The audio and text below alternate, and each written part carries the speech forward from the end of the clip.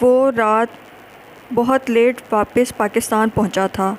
Flight خراب ہونے کی وجہ سے خواری الگ بھگتنا پڑی تھی، اوپر سے کسی کو اپنی آمد سے متعلق باخبر بھی نہیں کیا تھا۔ یہی وجہ تھی کہ رات 3 بجے کے قریب گھر پہنچا تو تھکن سے بے حال تھا۔ رتابہ اس کی اچانک پاکستان واپسی پر بے حد خوش ہوئی تھی۔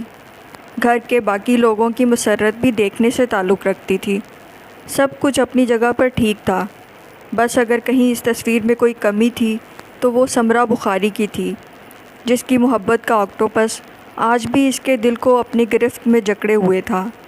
اگلی صبح وہ خاصا لیٹ بیدار ہوا تھا۔ آسیہ بیگم اور نادیہ بیگم کی باتوں سے بخوبی معلوم ہو رہا تھا کہ وہ اس کی شادی کی مکمل تیاری کیے بیٹھی ہیں، مگر وہ اب بھی صرف سمرا کے لیے سوچ رہا تھا، جسے دیکھے ہوئے بھی کئی سال ہو گئے تھے۔ رتابہ نے ایم اے کر لیا تھا اور اب وہ مکمل ذمہ داری سے گھر کا مکمل نظام سنبھالے ہوئے تھی۔ اوزان دیکھ سکتا تھا کہ اس کی آمد پر اس کے پاؤں خوشی سے زمین پر نہیں ٹک رہے تھے۔ وہ ہنسا تھا۔ کل تک یہی لڑکی تھی جو اسے بھیا بھیا کہتی نہیں تھکتی تھی، اور آج اس کے جذبوں کے رنگ ہی نرالے تھے۔ محبت کے کھیل واقعی بہت عجیب ہوتے ہیں۔ وہ بہت دیر تک اس کے بارے میں سوچتا رہا تھا۔ اس روز وہ چاہ کر بھی فوری طور پر خود کو سمرا بخاری کے روبرو نہیں لا سکا تھا۔ قدم اٹھتے تھے اور رک جاتے تھے، ارادہ بنتا تھا اور ٹوٹ جاتا تھا۔ وہ خود بھی اس کی آمد کی خبر پانے کے باوجود کمرے سے باہر نہیں آئی تھی۔ شام میں نہا دھو کر وہ گھر سے باہر نکل گیا تھا۔ رات میں اس کی واپسی خاصی لیٹ ہو گئی۔ کھانا وہ چونکہ باہر سے ہی کھا کر آیا تھا، لہٰذا کسی کو ڈسٹرب کیے بغیر چپ چاپ اپنے کمرے میں چلا آیا۔ دسمبر بہت سست روی کے ساتھ بیتتا جا رہا تھا۔ کمرے میں داخل ہونے کے بعد کچھ لکھنے کے لیے اس نے ڈائری کی تلاش کی تھی، مگر اس کی ڈائری وہاں نہیں تھی جہاں پچھلی بار پاکستان سے جدہ روانہ ہوتے وقت اس نے سنبھال کر رکھی تھی، صرف اسی غرض کے پیش نظر کہ شاید سمرا کبھی اس کا مطالعہ کر کے وہ سچائی جان لے جو وہ آج تک اپنی انا کے ہاتھوں مجبور ہو کر اس سے نہیں کہہ پایا تھا۔ اس نے رتابہ کو پہلے ہی سختی سے منع کر رکھا تھا کہ وہ اس کے کمرے میں اس کی کسی پرسنل چیز کو الٹ پلٹ نہ کرے، لہٰذا اس کے کمرے میں صفائی کروانے کے علاوہ کبھی جاتی ہی نہیں تھی، اور یہ بات وہ اچھی طرح جانتا تھا۔ تبھی سکون سے پلکیں موند کر بیڈ پر ٹک گیا۔ کھلی کھڑکی سے اندر کمرے میں آتے سرد ہوا کے جھونکے تھوڑی ہی دیر میں اسے اپنی جگہ سے اٹھنے پر مجبور کر گئے تھے۔ بند کرنے کی غرض سے وہ کھڑکی کے قریب آیا تو حسب عادت نگاہ بے ساختگی کے عالم میں سامنے لان کی جانب اٹھ گئی، اور وہ یہ دیکھ کر ٹھٹک گیا کہ آج بھی شدید سردی کے باوجود وہ وہیں اپنی مخصوص نشست پر بیٹھی ساری کائنات سے بے خبر دکھائی دے رہی تھی۔ تب جیسے ضبط کے سارے پل لمحے میں مسمار کر کے وہ فوراً اس کے مقابل چلا آیا تھا۔ پچھلے 8 سالوں میں کیا سے کیا ہو کر رہ گئی تھی وہ۔ کھلا کھلا گلاب سا چہرہ مرجھا کر رہ گیا تھا، آنکھیں اندر کو دھنس گئی تھیں، گالوں کی ہڈیاں بھی ابھر آئی تھیں، جسم بے حد کمزور ہو گیا تھا۔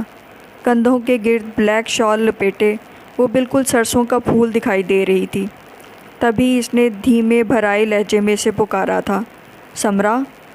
وہ اس کی آہٹ پہلے ہی پا چکی تھی، مگر پھر بھی اس کی پکار پر ہی آنکھیں کھول کر اس کی طرف دیکھا تھا۔ پچھلے 8 سالوں میں وہ بھی تو کتنا بدل کر رہ گیا تھا۔ اب یہاں بیٹھ کر کسے تلاش کرتی ہو سمرا؟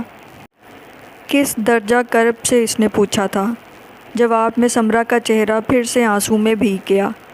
وہ بولی تو اس کی آواز میں شکستگی کے ساتھ ساتھ تھکن نمایاں تھی۔ پتہ نہیں، وہ ستارہ جسے میں دیکھنے کی عادی ہو گئی تھی وہ تو کب کا ٹوٹ چکا ہے۔ تم اپنے فیصلے پر پچھتا رہی ہو؟ وہ گھٹنوں کے بل اس کے مقابل بیٹھ گیا تھا۔ جب وہ بولی، نہیں تو خود اپنی زندگی کی دشمن کیوں ہو گئی ہو؟ کہاں گئے تمہارے وہ کہے جو بات بے بات پڑھتے تھے؟ کہاں گئی وہ آنکھوں کی مستی اور چہرے کی رونق جس نے مجھے اپنا اسیر بنایا تھا؟ سچ بتاؤ سمرا، تمہیں جواد احسن نے دھوکہ دیا ہے نا؟ تم اسے حاصل کرنے کے بعد پچھتا رہی ہو نا؟ پلیز کہہ دو کہ تم پچھتا رہی ہو، پلیز۔ وہ جذباتی ہوا تھا۔ سمرا نے دیکھا اس کی آنکھوں میں آج بھی محبت کے وہی رنگ تھے جن پر کبھی اس نے اپنی ہستی کا مان ٹکا دیا تھا، مگر وہ آج بھی بے حد مجبور تھی۔ تبھی دھیرے سے پلکیں موند کر رو پڑی۔ ایسا کچھ نہیں ہے آضی، میں تو صرف اپنے خالی پن پر دکھی ہوں۔ وہ شخص جسے آج بھی اپنی سانسوں سے بڑھ کر چاہتی ہوں، میں سے کچھ نہیں دیکھ سکی آضی، کچھ بھی نہیں۔ اذان کا دل پھر ٹوٹا تھا۔ وہ اس کے سامنے جھک کر بھی سرخرو نہیں ہو سکا تھا۔ اس میں ایسا کیا ہے سمرا؟ کیا نہیں ہے اس میں؟ کاش تم اسے میری نگاہوں سے دیکھے تو یہ کبھی نہ کرتے۔ اب وہ بھی کھلاڑی بن گئی تھی۔ اذان اس وقت اس سے بہت کچھ کہنا چاہتا تھا، مگر سارے الفاظ ہی جیسے ختم ہو گئے تھے۔ کچھ دیر زخمی نگاہوں سے اس کی طرف دیکھنے کے بعد وہ اس کے قریب سے اٹھ گیا تھا، اور سمرا جو یہ سوچتی تھی کہ وہ پھر سے اذان کو اپنے مقابل پا کر اپنا حوصلہ کھو بیٹھے گی، وہ اس کے آ جانے کے بعد بھی ویسے ہی پتھر بنی بیٹھی رہی تھی۔ گھاؤ گنتے نہ کبھی زخم شماری کرتے، عشق میں ہم بھی اگر وقت گزاری کرتے۔ وقت آیا ہے جدائی کا تو ہم سوچتے ہیں، تجھ کو اتنا بھی نہ اعصاب پہ طاری کرتے۔ اذان نے رتابہ بخاری سے شادی کے لیے حامی بھر لی تھی۔ اس کے حامی بھرنے کی دیر تھی کہ بڑوں نے فوراً شادی کی تاریخ بھی رکھ دی۔ سمرا کو ہر گزرتے دن کے ساتھ اپنا بھرم رکھنا بے حد دشوار ہو رہا تھا۔ آسیہ بیگم اور نادیہ بیگم کے ساتھ ساتھ اب احمد صاحب اور احسن صاحب بھی جواد کے بارے میں استفسار کرنے لگے تھے۔ وہ بہانے گھڑ گھڑ کر اب جیسے اندر سے ٹوٹنے لگی تھی۔ اپنے گھر والوں کو اپنے متعلق مطمئن رکھنا اب اس کے اختیار سے باہر ہوتا جا رہا تھا۔ تبھی زیادہ سے زیادہ خود کو مصروف رکھنے لگی تھی۔ رتابہ کے جہیز اور بری کی تمام تیاری میں وہ پیش رہی تھی۔ اذان اسے یوں مختلف کاموں میں مگن دیکھتا تو دکھ سے کڑ کر رہ جاتا تھا۔ وہ اب بھی اسے جلانے سے باز نہیں آ رہی تھی، مگر اب وہ جلنا نہیں چاہتا تھا۔ تبھی زیادہ وقت گھر سے باہر رہتا، کبھی اتفاقاً گھر پر ہوتا تو رتابہ کو ہی اہمیت دیتا، اس پر حق جتاتا، کبھی آسیہ بیگم کے کہنے پر اسے شاپنگ کے لیے لے جاتا۔ سمرا کا دل اب بھی اس کی تقسیم پر کٹتا تھا، مگر وہ خود سے بے نیاز ہو گئی تھی۔ اسے ابھی ضبط کے کڑے مرحلے طے کرنے تھے، جانے کیا کیا برداشت کرنا تھا۔ شادی کے دن بھی جلدی قریب آ گئے تھے۔ سمرا کو اب ہمہ وقت ہلکا ہلکا بخار رہنے لگا تھا، مگر پھر بھی وہ خود سے بے نیاز مختلف کاموں میں لگی رہتی تھی۔ جواد کے لیے اس نے پھر سے بہانہ بنا لیا تھا کہ وہ بزنس ٹور پر نکلا ہوا ہے، اور اپنی بے تحاشا مصروفیت کے باعث اس نے شادی میں شرکت سے معذرت کر لی ہے۔ گھر والے اس کی طرف سے مطمئن نہیں تھے، مگر پھر بھی وہ اپنا بھرم رکھنے کی کوشش میں نڈھال ہو رہی تھی۔ مایوں اور مہندی کے فنکشن میں خوب سج دھج کر اس نے یوں شرکت کی تھی کہ وہاں موجود سبھی مہمان اس کی زندہ دلی پر عش کر اٹھے تھے۔ تاہم نکاح والے روز دودھ پلائی کی رسم میں جب اس نے اذان کے مقابل آ کر اپنا نیک طلب کرنے کے لیے اس کے سامنے ہتھیلی پھیلائی تو جانے کیوں دل بھر آیا۔ اذان کی زخمی نظروں کی کاٹ اس کی روح کو دریدہ کر گئی تھی۔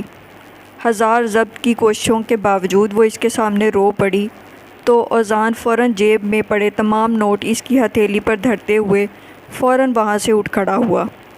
سمرا نے اس کے بعد خود کو پھر سے اپنے کمرے میں بند کر لیا تھا۔ اس رات پھر اس کی طبیعت بگڑی تھی۔ کھانسی کا ایسا شدید دورہ پڑا کہ جگر کٹ کر حلق کے بل باہر آنے لگا۔ تب وہ لرزی تھی۔ اپنا یہ حال اسے بے حال کر گیا تھا۔ رات بھر وہ شدید تکلیف میں مبتلا رہی تھی، مگر کوئی اس کا حال پوچھنے والا نہیں تھا۔ سبھی تھکن سے چور اپنے اپنے حال میں مست تھے۔ اذان اگلی صبح نیند سے بیدار ہوا تو سب سے پہلا خیال اسے سمرا کا آیا تھا۔ کل رات جس طرح وہ اس کے مقابل بیٹھ کر روئی تھی، اس سے وہ بے حد ڈسٹرب ہو کر رہ گیا تھا۔ پورا گھر مہمانوں سے بھرا پڑا تھا، ایسے میں اس سے اسی کی لائف کے بارے میں کوئی بات کھل کر کرنا مناسب نہیں تھا۔ ایک دو روز بعد گھر مہمانوں سے خالی ہوا تو سمرا نے بھی انگلینڈ واپسی کی خبر سنا دی۔ گھر کے دیگر لوگ اس کی اطلاع پر قدرے مطمئن ہو گئے تھے۔ مگر اوزان مضطرب ہو کر رہ گیا تھا۔ ایک مدت بعد جو صورت دیکھنے کو ملی تھی، اس صورت سے ابھی اتنی جلدی جدائی سے گوارا نہیں تھی۔ ابھی تو بہت سی باتیں تھیں جو اسے سمرا سے اکیلے میں کرنی تھیں۔ اسے بہت کچھ بتانا تھا، بہت سے گلے شکوے کرنے تھے، مگر وہ ایسا کوئی بھی موقع دینے کے حق میں نہیں تھی۔ اس روز آسمان سیاہ گدلے بادلوں سے ڈھکا ہوا تھا۔ سبک روی سے چلتی ٹھنڈی ٹھنڈی معطر ہواؤں میں عجیب سی نمی کا احساس افسردہ کر رہا تھا۔ اس روز پورے دن وہ اپنے گھر والوں کے ساتھ گھلی ملی رہی تھی۔ آسیہ بیگم اور نادیہ بیگم کے پاس بیٹھ کر بہت سے مسائل ڈسکس کیے تھے، مستقبل کے پلان بنائے تھے۔ نادیہ بیگم سے فرمائش کر کے اپنی پسند کی چکن بریانی بھی بنوائی تھی۔ رتابہ کے ساتھ مارکیٹ کا چکر لگا کر اسے نہ صرف شاپنگ کروائی تھی بلکہ اس کی پسندیدہ آئس کریم بھی کھلائی تھی۔ سید احمد صاحب اور احسن صاحب کو فورس کر کے ان کے ساتھ لوڈو اور کیرم کی ایک گیم بھی لگائی تھی۔ لان کی صفائی کر کے وہاں خود اپنے ہاتھوں سے چند نئے پھول اور پودے بھی لگائے تھے۔ کسی اور نے جانے اس کی ذات کی اس تبدیلی کو محسوس کیا تھا یا نہیں، لیکن اوزان بہت گہری نگاہ سے اس کے ایک ایک عمل کو دیکھ رہا تھا۔ اس روز رات میں وہ اپنے ایک دوست کے گھر سے دعوت کھا کر رتابہ کے ساتھ ہی گھر واپس آیا تھا۔ وہ چونکہ بہت تھک گئی تھی لہٰذا فوراً اپنے کمرے میں گھس کر سو گئی۔ سمرا لاؤنج میں ٹی وی دیکھتے ہوئے چائے پی رہی تھی، لہٰذا وہ بھی وہیں آ کر اس کے قریب ہی بیٹھ گیا۔ چائے پیو گے؟ اسے قریب بیٹھتے دیکھ کر اس نے آفر کی تھی۔ جب وہ ریلیکس انداز میں پلکیں موند کر صوفے کی پشت سے ٹکاتے ہوئے بولا، تم پلاؤ گی تو پی لوں گا۔ وہ اٹھنے لگی تھی مگر اوزان نے اس کے آنچل کا کونا تھام کر اسے روک لیا۔ اور مت بنانا، جو تم پی رہی ہو وہی پی لوں گا۔ نہیں، اب یہ مناسب نہیں ہے۔ اوزان کے پرانے دوستانہ انداز پر اس کی دھڑکنیں پھر سے منتشر ہوئی تھیں۔ کیوں مناسب نہیں ہے سمرا؟ کیوں سب کچھ غیر مناسب کر دیا ہے تم نے؟ وہ پھر ہرٹ ہوا تھا۔ سمرا جواب میں کچھ نہیں کہہ سکی تھی۔ تم اب بھی ویسے ہی ہو اوزان، بالکل نہیں بدلے۔ کیسے بدل سکتا ہوں؟ رخ ہوائیں بدلتی ہیں ہمیشہ۔ ہوائیں پر زور دیتے ہوئے اس نے پھر سمرا کو لاجواب کر دیا تھا۔ سمرا، جواد تمہارا خیال کیوں نہیں رکھتا؟ وہ اس کے لیے چائے بنا کر لائی تو بڑی سادگی سے اس نے پوچھ لیا۔ جواب میں کچھ لمحوں کی خاموشی کے بعد وہ بولی تھی، وہ تو خیال رکھتا ہے آزی، مجھے خود اپنا خیال نہیں رکھنا آتا۔ چند لمحے پھر خاموشی کی نظر ہوئے تھے جب وہ بولا، سچ بتانا سمرا، کیا پچھلے 8 سالوں میں کبھی ایک بار بھی تمہیں میری یاد نہیں آئی؟ آئی تھی، اکثر آتی تھی۔ جب بھی بادل جھوم کر آتے اور موسلا دھار بارش ہوتی تو سب سے پہلے مجھے تم ہی یاد آتے تھے۔ بارش بہت پسند ہے نا تمہیں، اس لیے۔ تم بہت مشکل لڑکی ہو سمرا، میں آج تک تمہیں کبھی سمجھ نہیں سکا۔ تمہاری آنکھیں کچھ کہتی ہیں تو ہونٹ کچھ، اور پتہ نہیں میں اب بھی تمہارے بارے میں سوچتے ہوئے اتنا ٹینس کیوں ہو جاتا ہوں۔ قدرے مضطرب ہوتے ہوئے اس نے ذرا سا رخ پھیر لیا تھا جب وہ مسکرائی تھی۔ مت ٹینس ہوا کرو آزی، اور اب میرے بارے میں سوچنا بھی چھوڑ دو۔ مت بھولو کہ اب تمہاری سوچ بھی رتابہ کی امانت ہے۔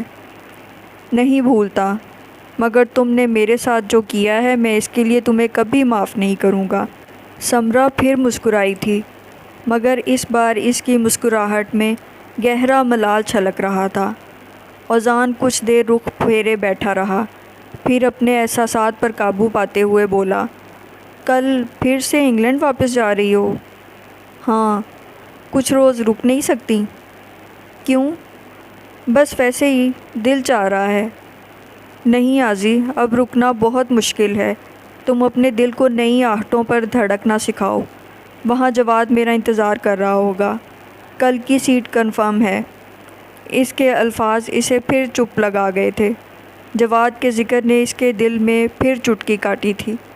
انگلینڈ واپس جاؤ تو اسے بتانا سمرا، وہ بہت خوش نصیب آدمی ہے۔ اس بار وہ ہنسی تھی، مگر بے حد کھوکھلی ہنسی۔ اچھا، چلو ٹھیک ہے، بتا دوں گی۔ اور کچھ؟ اور کچھ نہیں، کچھ چیزیں تمہاری امانت کے طور پر میرے پاس پڑی ہیں، وہ لے لو۔ کہنے کے ساتھ ہی وہ اٹھ کر اپنے کمرے کی طرف بڑھ گیا اور کچھ ہی لمحوں میں وہ تمام چیزیں اٹھا کر لے آیا جو کبھی بڑی چاہ سے صرف اسی کے لیے خریدی تھی۔ سمرا کی آنکھوں میں پھر سے آنسو جھلملائے تھے، مگر اس نے خود کو کمزور پڑنے نہیں دیا۔ تھینک یو آزی، تم واقعی بہت اچھے ہو۔ وہ چپ رہا تھا، جیسے کرب کو برداشت کرنے کی کوشش کر رہا ہو۔ اگلے روز وہ سب سے مل کر اوزان کے ساتھ ہی ایئرپورٹ تک آئی تھی۔ آزی، تم مجھ سے محبت کرتے ہو نا؟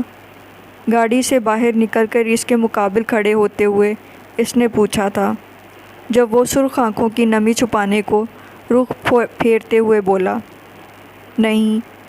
سمرا اس کی اس ادا پر بھی مسکرائی تھی۔ اس وقت وہ اسے چھوٹا سا روٹھا ہوا معصوم سا بچہ دکھائی دے رہا تھا۔ نہیں تو پھر بھی تمہیں میری قسم آزی، ہمیشہ اپنا بے حد خیال رکھنا۔ رتابہ بہت پیار کرتی ہے تم سے، اس کا کبھی دل مت دکھانا۔ انکل، ابو، ممی، آنٹی، سب کو خوش رکھنا پلیز۔ ستاروں سی جگمگاتی نگاہوں میں جھلملاتے آنسو اوزان کا دل بے قرار کر رہے تھے۔ وہ اس سے پوچھنا چاہتا تھا، ان سب میں تم کہاں ہو؟ مگر جانے کیسے وہ خود پر ضبط کیے کھڑا رہا۔ اوکے، اور کچھ؟ اور کچھ نہیں، بس ہو سکے تو مجھے معاف کر دینا پلیز۔ وہ اس سے کہنا چاہتا تھا کہ نہیں، میں تمہیں کبھی معاف نہیں کروں گا، مگر اس کے چہرے پر بکھری شکستگی دیکھ کر نہیں کہہ سکا۔ اوکے، میں تو تمہیں معاف کر دوں گا، مگر خود سے کیسے معافی مانگو گی سمرا؟ خود تم اپنے آپ کو شاید زندگی بھر اس ظلم کے لیے معاف نہ کر سکو جو میرے ساتھ ساتھ خود اپنی زندگی پر بھی ڈھا بیٹھی ہو، اور اس پر بھی بزید ہو کہ تم خوش ہو۔ بہت غصہ آتا ہے کبھی کبھی مجھے تم پر، مگر تمہارے معاملے میں ہمیشہ خود کو لاچار پاتا ہوں سمرا، بے حد لاچار۔ اس وقت اس کے اندر کے حال کا اندازہ کرنا سمرا کے لیے کچھ مشکل نہیں تھا۔ وہ خود سخت عذاب کے عالم سے گزری تھی۔ بہت سے لمحے خاموشی کی نظر ہو گئے تھے۔ فلائٹ کی پرواز کا وقت قریب آ پہنچا تھا جب وہ آخری بار نگاہ اٹھا کر اس کی طرف دیکھتے ہوئے بولی، میں جا رہی ہوں آزی، تم اپنا ہر وعدہ یاد رکھنا۔ وہ مچلا تھا، نگاہوں کی تڑپ ہرگز سمرا سے پوشیدہ نہ رہ سکی تھی، مگر وہ پھر بھی خود کو مضبوط کیے کھڑی تھی۔ اور ہاں، میرے پاس بھی تمہاری ایک امانت تھی، وہ میں نے تمہاری وارڈروب میں اسی جگہ رکھ چھوڑی ہے جہاں تم نے اپنے قیمتی رازوں سے سجی ڈائری رکھی ہوئی تھی۔ فرصت ملے تو دیکھ لینا۔ اوکے، خدا حافظ۔ اپنی بات مکمل کرنے کے بعد وہ فوراً پلٹ کر سست روی سے چلتی ایئرپورٹ کی عمارت کی جانب بڑھ گئی تھی۔ اوزان بہت دیر تک بھرائی آنکھوں سے اسے جاتے ہوئے دیکھنے کے بعد بالآخر گاڑی میں آ بیٹھا تھا۔ ابھی ابھی اسے پھر لگا تھا جیسے زندگی اس کے وجود سے نکل کر ہوا میں تحلیل ہو گئی ہو۔ سمرا کی فلائٹ پرواز کر گئی تھی۔ تب اپنے نڈھال وجود کو بمشکل سنبھالے وہ لانگ ڈرائیو پر نکل گیا۔ موسم بے حد خشک ہو رہا تھا، مگر اسے پرواہ نہیں تھی۔ بغیر کسی شال اور گرم سویٹر کے بھی وہ بڑی بے حسی سے سڑکیں ناپتا جا رہا تھا۔ رات میں بہت دیر سے اس کی گھر واپسی ہوئی تھی۔ جسم کا ایک ایک عضو جیسے پھوڑے کی مانند دکھ رہا تھا۔ رتابہ اس کی واپسی کا انتظار کرتے کرتے بالآخر سو گئی تھی۔ وہ بھی بستر پر آ کر لیٹا تو پھر سے سمرا کا آنسوؤں سے بھیگا ہوا چہرہ نگاہوں میں گھوم گیا اور وہ بے قرار ہو کر اپنی جگہ سے اٹھ بیٹھا۔ تم بہت بری ہو سمرا، خدا کرے کبھی تم بھی اس درد کی راہ گزر سے گزرو جس پر تم نے اب تک مجھے ننگے پاؤں چلایا ہے۔ قطعی بے ساختگی میں یہ بددعا اس کے دل سے نکلی تھی اور وہ مزید دکھی ہو کر رہ گیا تھا۔ رات جیسے جیسے ڈھلتی جا رہی تھی ویسے ویسے سردی کی شدت میں بھی اضافہ ہوتا جا رہا تھا۔ بیٹھے بیٹھے ہی اچانک اسے سمرا کی رکھی ہوئی امانت کا خیال آیا تو وہ تیزی سے اٹھ کر وارڈروب کی طرف چلا آیا۔ بہت دیر تک تلاش کے باوجود اس کے ہاتھ میں اپنی ڈائری کے سوا اور کچھ نہیں آ سکا تھا۔ یہی وجہ تھی کہ وہ مزید تلاش موقف کر کے ڈائری ہی اپنے ساتھ اٹھا لایا تھا۔ وہ جاتے جاتے بھی اسے الجھنیں تھمانا نہیں بھولی تھی۔ بیڈ کے کراؤن سے ٹیک لگانے کے بعد اس نے ڈائری کھولی تو اس کے وسط میں رکھا ایک سفید لفافہ اس کی توجہ اپنی طرف مبذول کروا گیا۔ بے تابی سے لفافہ تھام کر اس نے اس کے اندر رکھے سفید کاغذ کو باہر نکالا اور اپنی نظریں ان شفاف موتیوں سے حروف پر ٹکا دیں جو سمرا نے صرف اسی کے لیے لکھے تھے۔ اگر ہم دور ہو جائیں، کہیں دنیا میں کھو جائیں، بتاؤ کیا کرو گے تم؟ ہمیں ڈھونڈو گے یا پھر بھول جاؤ گے؟ ہمیں آواز دو گے یا کسی گزری کہانی میں ہمارا نام لکھ دو گے؟ چلو یوں کرنا کہ تم بھی بدل جانا، ہمیں تم بھول ہی جانا، مگر اتنی گزارش ہے ہمارا ذکر جب آئے ذرا سا یاد کر لینا، ہمارا نام لے لینا۔